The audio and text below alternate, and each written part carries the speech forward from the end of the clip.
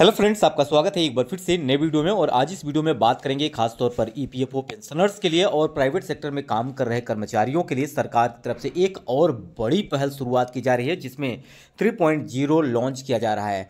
यानी अब आपको अपना पेंशन एटीएम से निकाल सकते हैं, कहीं से भी निकाल सकते हैं। वहीं 78 लाख पेंशनर्स के लिए एक और बड़ी खुशखबरी, यहाँ पर पेंशन को बढ़ोतरी को लेकर भी यहाँ पर सरकार तरफ से सोच विचार किया जा रहा है। यानी अब आपके पेंशन में हो सकती है कि इसमें इंक्रीज कर दी जाए, आपकी पेंशन को बढ़ा दिया जाएगा। ईपीएस 1995 के तहत आपको 1000 रुपये की पेंशन जो न्यूनतम यहाँ पर सरकार तरफ से रखी गई है, उसमें भी बदलाव हो सकते हैं। तो आज हम इस वीडियो में पूरे डिटेल के साथ समझेंगे कि क्या सरकार यहाँ पर अपडेट ला रही है, क्या इन पेंशनर्स को क्या यहाँ पर बेनिफिट होने वाला है। पूरा अपडेट आज इस वीडियो में जानेंगे। वीडियो के अंत तक बने रहिएगा। चैनल पर पहली बार विजिट कर रहे हैं, चैनल को सब्सक्राइब कर लीजिएगा। इसके अलावा आप कोई प्रश्न है तो कमेंट जरूर करिएगा। देखिए फ्रेंड्स, अगर बात करें सरकार ईपीएस 3.0 के तहत अब कई बड़े बदलाव पर काम कर रही है, जिसमें एटीएम से पीएफ का पैसा निकालना, इक्विटी में निवेश करना, कर्मचारियों के योगदान की सीमा को यहाँ पर जो लाभ दिए जा रहे हैं, जो आपकी यहाँ पर पेंशन जो मिल रही है मिनिमम पेंशन, इसमें ख़त्म कर अब नए सिरे से यहाँ पर शुरुआत की जाएगी। तो सारा अपडेट आज इस वीडियो में हम जानेंगे, बशर्ते वीडियो के अंत तक बने रहिएगा। देखिए फ्रेंड्स, अगर हम बात करें यहाँ पे प्राइवेट सेक्टर में काम कर रहे नागरिकों के लिए, जिन्हें यहाँ पर सरकार तरफ से खुद का पैसा निकालने में इतनी मशक्क़त, इतनी दिक्कत, तकलीफ़ होती है, क्योंकि अगर कोई भी अर्जेंट काम है तो उस दौरान अगर आप चाहें कि पीएफ का पैसा निकाल कर अपना काम कर पाएँ, तो ऐसा आज के समय में यहाँ पर मुमकिन नहीं है। तो यहाँ पर अब सरकार तरफ से जो अपडेट किए जा रहे हैं वो 3.0 के माध्यम से आप एक दिन में बैंक की तरह, जैसे बैंक में आप पैसा निकालते हैं, उस तरह से आप यहाँ पे अपना पैसा निकाल सकते हैं। तो देश में करोड़ों कर्मचारियों का प्राइवेट फंड जो जमा है, जो ईपीएफओ के माध्यम से आपका पैसा पीएफ के खाते में है, तो यहाँ पर असंगठित क्षेत्र में काम करने वाले कर्मचारियों की सैलरी का कुछ हिस्सा हर महीने कटकर उनके पीएफ खाते में जमा होता है। अब प्राइवेट सेक्टर का जो सिस्टम है, अगर बात की जाए तो यहाँ पर आपको गवर्नमेंट की बात की जाए तो वहाँ पर सरकार आपको यहाँ पर यूपीएस लागू कर रही है, जिसमें आपको मिनिमम पेंशन जो रखी जाएगी 10,000 रुपये। तो यहाँ पर प्राइवेट सेक्टर में जो काम कर रहे हैं उनके लिए 1,000 रुपये क्यों, ये सबसे बड़ा सवाल है। आखिर सरकार क्या प्राइवेट सेक्टर में काम करने वालों के लिए जो पैसा उनका खुद का जमा है, उनको यहाँ पर लाभ नहीं मिलना चाहिए? तो इस पर यहाँ पे बहुत सारे धरना प्रदर्शन, बहुत सारे जो कि लोगों के कमेंट और लोगों के यहाँ पर बात की गई लोगों से, अधिकारियों से, तो वहाँ पर अब विचार किया जा रहा है इनके काम को त्वरित गति से हो, जल्दी हो, क्योंकि खुद का पैसा निकालने में इतनी लेट लतीफ़ी क्यों की जा रही है। तो उसको लेकर सरकार तरफ से मनसुख मंडाविया जी की तरफ से भी यहाँ पे अपडेट आए हैं कि जल्द ही आपका पैसा आप खुद अपने से बैंक की तरह आप अपना पैसा निकाल सकते हैं। तो ये पैसे रिटायरमेंट के बाद कर्मचारियों के भविष्य को आर्थिक स्तर पर सुरक्षित करने का काम करते हैं। इसी कड़ी में ईपीएफ से जुड़े एक और बड़ी खबर सामने निकल के आ रही है कि 3.0 जो लॉन्च किया जा रहा है वो आपको मार्च महीने से मिलना शुरू हो जाएगा। तो कर्मचारी भविष्य निधि संगठन ईपीएफओ एक बड़े बदलाव की तैयारी कर रहा है। मीडिया रिपोर्ट्स की बात की जाए तो ईपीएफओ एक खास तरह के सिस्टम पर काम कर रहा है। इस सिस्टम के लागू होने के बाद ईपीएफओ के सब्सक्राइबर पैसों की ज़रूरत पड़ने पर अपने नज़दीकी एटीएम से पीएफ के पैसे निकाल सकेंगे।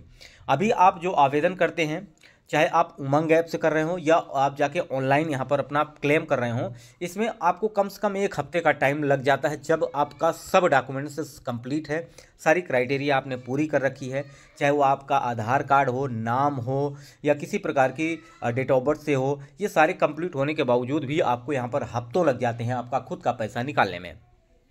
तो यहाँ पर जिस तरह से लोगों का जो मंतव्य था, जिसे पूरा करने के लिए अब सरकार तरफ से ये कदम उठाए जा रहे हैं।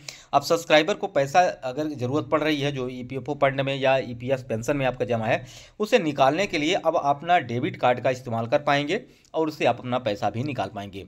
साल 2025 की अगर बात करते हैं तो इसमें लगभग 78 लाख ऐसे पेंशनर्स भी शामिल हैं, जिनको यहाँ पर पेंशन आप अपने समय रहते अपना पैसा निकाल सकते हैं। अगर यहाँ पर हम बात करें तो देखिए, यहाँ पर 78 लाख से अधिक पेंशन भोगियों को मिलेगा लाभ। श्रम एवं रोजगार मंत्रालय के अनुसार केंद्रीकृत पेंशन भुगतान प्रणाली से ईपीएफओ के 78 लाख से अधिक ईपीएस पेंशन भोगियों को लाभ मिलने की उम्मीद जताई जा रही है। उन्नत आईटी और बैंकिंग प्रौद्योगिकी का उपयोग करके अब पेंशनधारियों को अधिक कुशल, निर्बाध और यहाँ पर उपयोगकर्ता के लिहाज से अनुकूल और यहाँ पर सरल बनाने की बात कही जा रही है। तो जो भी पेंशनर्स हैं जो प्राइवेट सेक्टर में काम कर रहे हैं, अब वो रिटायरमेंट के दौरान उनको पेंशन मिल रही है, तो अब आपको यहाँ पर बहुत ही सहूलियत होगी कि आप अपने प्रदेश के किसी भी बैंक में किसी भी समय आप एटीएम से भी पैसा निकाल पाएंगे।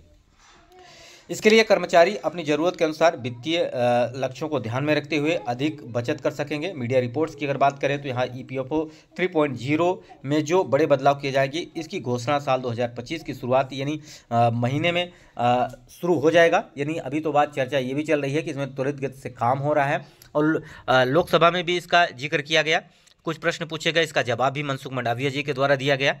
तो यहाँ पर अगर बात की जाए तो 2025 यानी मार्च महीने से आपको ये सारे लाभ मिलना शुरू हो जाएगा और खुद का वित्तीय जो लाभ है, जो आपका खुद का पैसा है, वो आप इजीली आसानी से निकाल पाएंगे।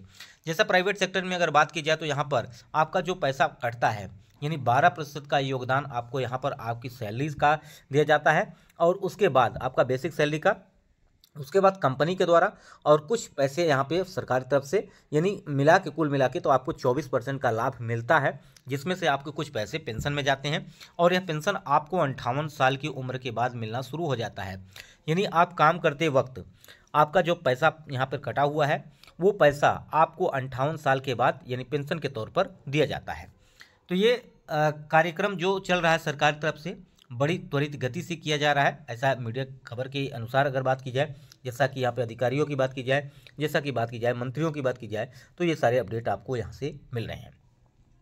कर्मचारी भविष्य निधि संगठन ईपीएफओ में जो बदलाव किए जा रहे हैं, ये बदलाव त्वरित गति से, और साथ ही साथ हम बात करेंगे यहाँ पे जो नए यहाँ पर सब्सक्राइबर जुड़ रहे हैं। जैसे अब बात की जाए, हर नागरिक पास तो गवर्नमेंट नौकरी नहीं है, ऐसे में उनको अपना जीवन चलाने के लिए खर्च जो उनके जीवन में हैं उनको पूरा करने के लिए आपको प्राइवेट सेक्टर में काम करना पड़ता है।